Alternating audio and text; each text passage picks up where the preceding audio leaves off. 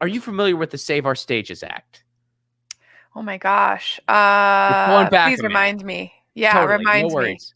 All good, because it is going back a hot minute. But it's Music Monday, so this is a very appropriate day for this kind of story. And this was actually sent to me by Edwin, one of the patrons. Edwin, thank you so much again for that, Edwin. But I wanted to share it today on the show. So a quick refresher: the Save Our Stages Act was a bill that provided relief basically exclusively to live performance venues, music venues. Because look, live venues, and Lauren, you're a comic too. We all know this. Live venues were the first thing to close. They will be the last thing to reopen. Mm-hmm. Some of them are reopened to some extent now, but they're still sort of in the, they're still sort of in the dark, to use some theater lingo. And, they've been hit very hard. Yeah. So the Save Our Stages Act was actual relief to these venues. And it wasn't a flawless piece of legislation. A lot of the relief was in the form of grants, which is awesome, but some of it was in the form of loans, which is not so great. When someone has had to have their doors closed for 13 months because of a global pandemic, it's not a good thing to make them go into debt. However, a lot of venues, they basically said, look, we don't want to take on some debt right now, but this is the difference between us staying open or closing.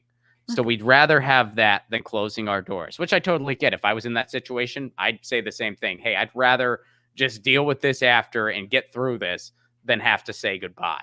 Mm-hmm. So the Save Our Stages Act had a lot of support. We talked about it a lot on this show, and it did pass in December. So what ended up happening? It passed in December. Now, this headline says 164 members of Congress send letter to SBA urging launch of SVOG application. So SVOG is the Shuttered Venue Operators Grant, which was formerly known as the Save Our Stages Act. It's just the formal name of the grant that's part of the Save Our Stages Act. So the bill was signed into law in December.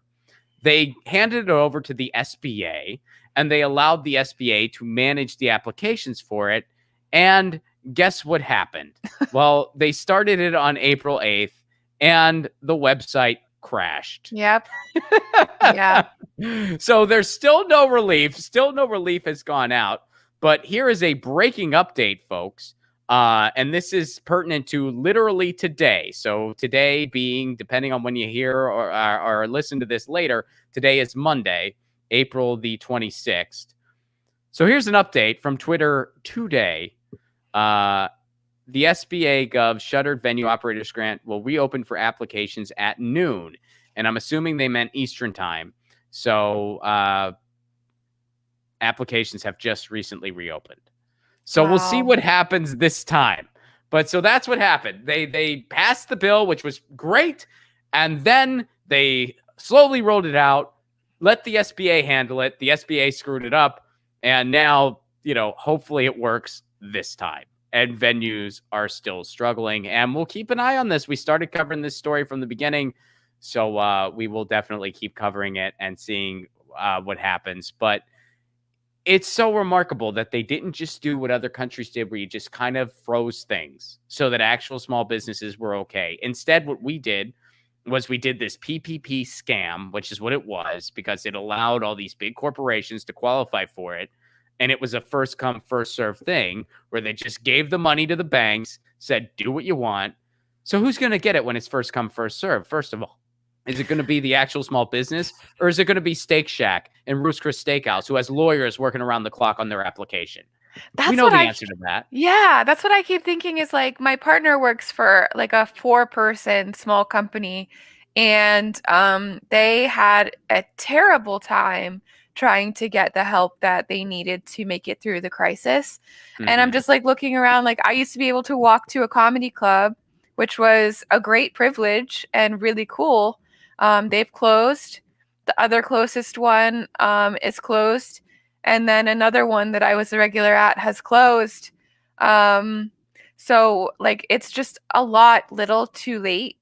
And I think there just has to be an immense amount of help to try to find the previous business owners and like help them buy back their businesses. Because what's actually happening is that these big developers and mega companies and mega lords are like, oh yeah, great, this club's closing, so they're going to sweep in and try to buy it. and soon 3 companies own all of New York City. Yeah. Well, I and the think that's same the things. plan.